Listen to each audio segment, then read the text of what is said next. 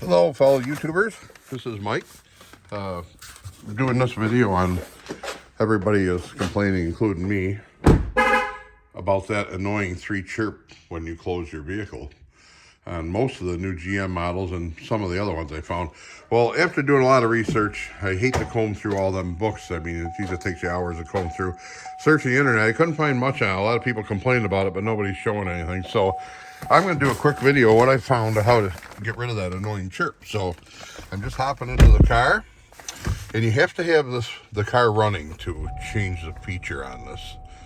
So hop in the car, fire it up, and you'll go from home, hit your home button, and then scroll over to settings.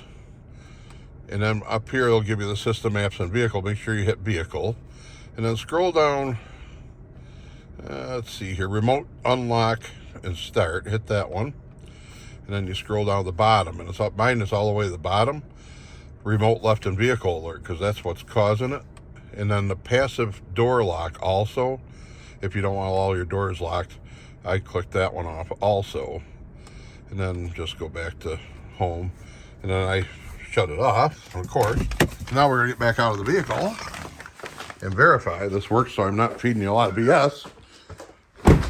And ta-da, it is disabled. So I hope this helps you guys a little bit more than, like I say, it took me a long time to do it, but this happened to be on a 21 Acadia vehicle. So thank you for watching. Please like and subscribe, and we have another channel, a lot of tractor pulling stuff. If you want to check it out, it's Spending Their Inheritance. We'd love it if you went over there and subscribe. So thank y'all, and have a great day, and good luck with your car.